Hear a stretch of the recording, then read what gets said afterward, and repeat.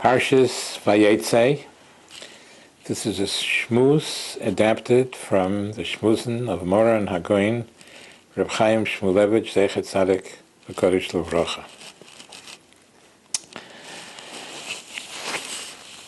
In last week's Parsha Toldos, it says that both Yitzchak Avinu and Rivka, Imenu,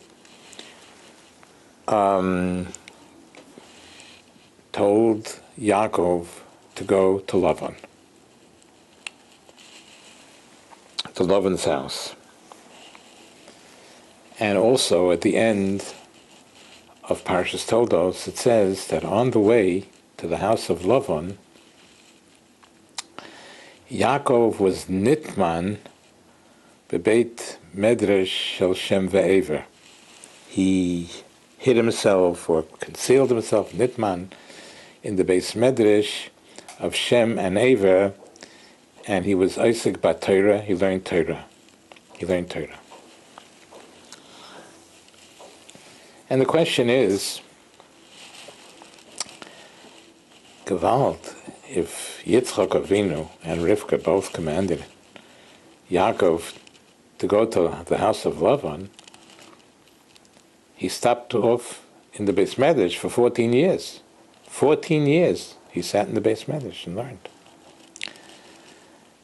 What right did he have to do that? I mean, if his mother and father command him to go to the house of Lavan, he should have gone straight to the house of Lavan. Apparently, it seems that Yaakov Avinu knew what the house of Lavan means. I mean, they were Oved Avodas Gilulim, they were Oved Avodah Zarah. And apparently Yaakov Avinu felt that before you go to House Lavan, you need preparations. In order that he should remain, like he said, V'taryag mitzvahs shamarti, like he says a little later, he had to sit down and learn in the house of Lavan. He had to in the house of Shem ve'ever. He had to sit and learn Torah. Even though his parents, Yitzchak Avinu and Rivka Imenu, commanded him to go to the house of Lavan, but he understood that before you go to the house of Lavan, you need great preparations.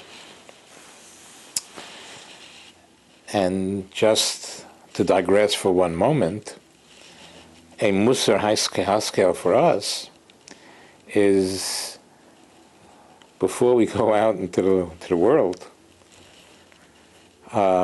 we need preparation. The whole world today is like a base Lavan.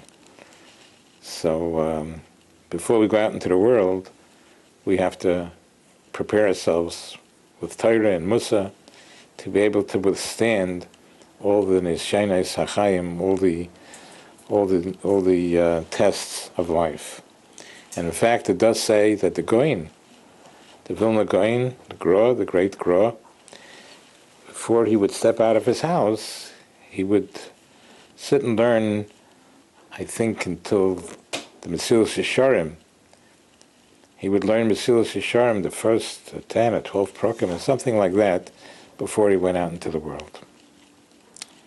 And that's what Yaakov Avinu was doing. Before you go to a house of Lavan, you need a lot of preparations. We should really understand that in order to overcome all the nishanas of life, we have to be very prepared. So the Torah continues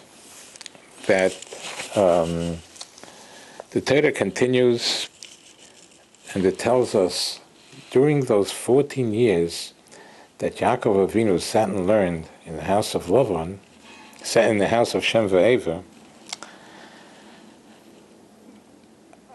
how did he learn?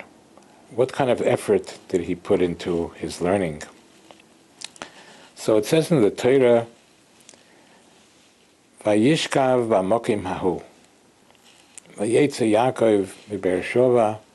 He came to on his way to Choron. He stopped off at Hara Miriya, according to Chazal, according to Rashi, the place where the Beis HaMikdash was to be built.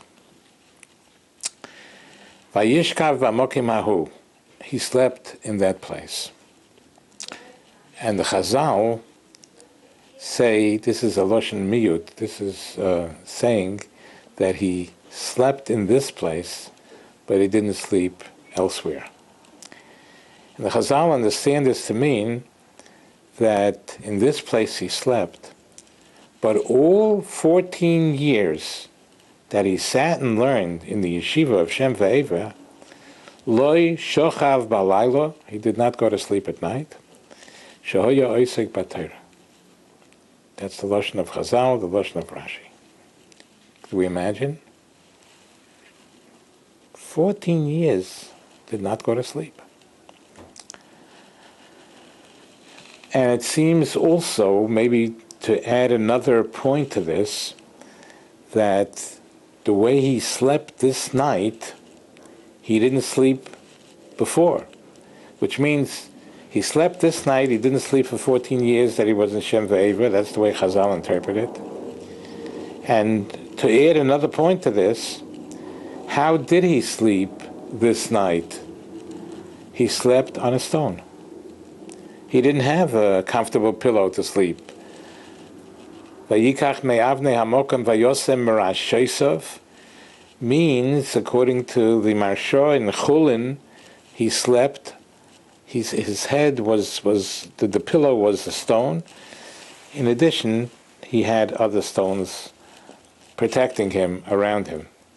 Vayosem vayikach me'avnei hamokam vayosem merash sheisov. He slept on a stone, plus had other stones around him. But apparently it means that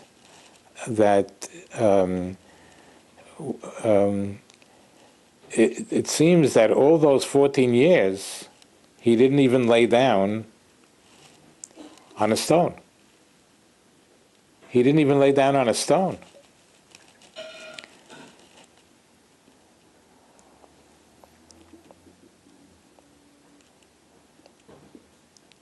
Could we imagine the way Yaakov conducted himself during the 14 years that he was in the yeshiva of Shem Ve'eva?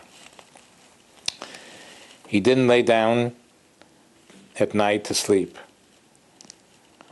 And he didn't even lay down on a pillow. He only lay down on a stone. And during the years that he was in learning in Shem Ve'eva, even on a stone, he didn't lie down. And the question is it humanly possible for a human being not to sleep for 14 years? How could it be? And he was sitting and learning the whole time. And he didn't sleep. And he didn't lay down. He didn't sleep, and he didn't lay down on even on a stone. How is this humanly possible? The first thing that enters one's mind is that it was a miracle. How could a person exist without sleeping for 14 years? But perhaps we can see from the same Parshas Vayetzei, that Yaakov Avinu had incredible abilities, without a miracle, to be able to have a certain inner strength within him that helped him. It says in the same parsha, in Vayetzei, it says that the shepherds were laying around the well because there was a stone on the well that prevented the shepherds from watering their sheep. So they were all waiting until more shepherds will come to water their flocks. So then they will have the strength to be able to lift that boulder, that stone, from above the well. And the pasuk says, when Rochel came along, and Yaakov Avinu,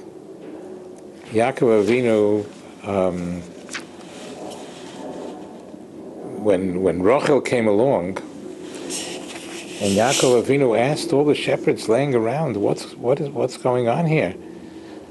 Hein oid hayom gadol. It's not the time yet to. He thought they were bringing this. They were finished for the day. Yaakov Avinu thought they were finished for the day, and they were going to bring in their sheep into the stables. He said, "Hein oid hayom gadol lo yeis hayosef hamikneh." Why don't you continue watering the flock? And they answered him that when Rachel came along, he saw Rachel coming for water with her sheep, that he vayogel es ho'even me'al pi haber. He rolled the stone from the mouth of the well himself. Didn't need any help. And it was very easy for him to do it. Rashi says, Chazal, he rolled that stone, kamishim mavir esapakok me'al pi tzlechis, as one removes a stopper from the mouth of a bottle, like a simple thing, la'idiacha, to inform you that his strength was great. Yaakov Avinu had tremendous strength, and he was able to do it alone, where usually you needed all the shepherds together to come. And he did it alone. And the question is, was it a miracle that he had the strength? Or was it not a miracle? And we must say that it was not a miracle, that he had such super strength. But we must say that there was something else going on within Yaakov Avinu, because in the tefillah of Geshem, we say, Ribono shel Olam, give us rain in the schus of Avram, in the schus of Yitzchak, in the schus of Yaakov. And what did Yaakov do? Yichad leiv v'gol even mipi be'er mayim chayim, be'er mayim. He focused his heart and he rolled the stone from the mouth of the well. Ribono shel Olam, help us, give us rain in the schus of Yaakov Avinu, who had super strength. Is that a reason that we ask Hashem Yisborach to give us rain? Because he physically had a great strength? We must say that Yaakov Avinu had tremendous physical strength, but it wasn't for his physical strength that we're asking Hashem to give us rain in the schus of Yaakov Avinu, but he was able to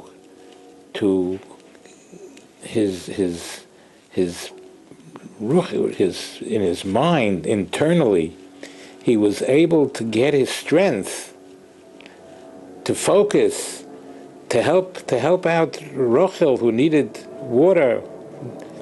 He put all his heart and soul into it, and it's sort of his soul was controlling his physical strength. His physical strength was receiving nourishment from a teva ruchni that was within him. And that's why we praise HaKadosh Baruch Hu. We say, Ribono shel Olam, help Yaakov Avinu, help Klal Yisrael have a reign in the schus of Yaakov Avinu's great internal ruchnius that he had within him, his spirituality, that he was able to focus and bring out all his physical strength. And if this is what's going on by Yaakov Avinu, then we could perhaps say it wasn't a miracle that Yaakov Avinu was able to learn Torah for 14 years without sleeping, without even laying down on a stone. Without even laying down on a stone. He had this tremendous ability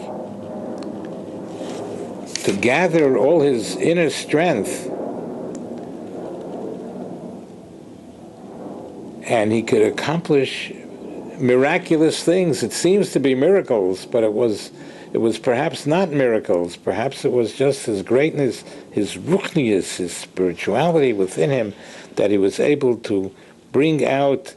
Through his ruchnius, he was able to bring out his physical strength. It's like an example possibly might be like a fire. A fire, people are in a house, then we have to rescue them, or we have to rescue ourselves. We could do things that in a normal situation we would never have the strength to help others to get out, to save their lives, or to help ourselves. We would never have that strength. But if we focus if we want so much, we focus our internal strength that we have it would bring out tremendous physical strength. And perhaps we can learn from all this that a human being, we're not calling it a miracle, but every human being has that ability in a situation to bring out his physical strength as directed by his internal spiritual strength. But we don't bring out all our best abilities. Like it says in Pirkei Avos, Hayoim kotzer, the day is short, v'hamalocha meruba, and the work is much to be done, v'hapoyalim matzelim, and the workers are lazy. We don't bring out the deepest possible physical strength that we can, being directed by our inner spiritual strength.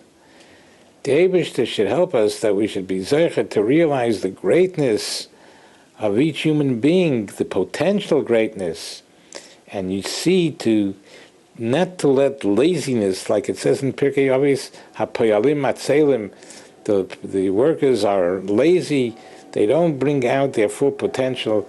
We should be able to overcome that, bring out our full potential, and accomplish incredible things. Amen v'yamen.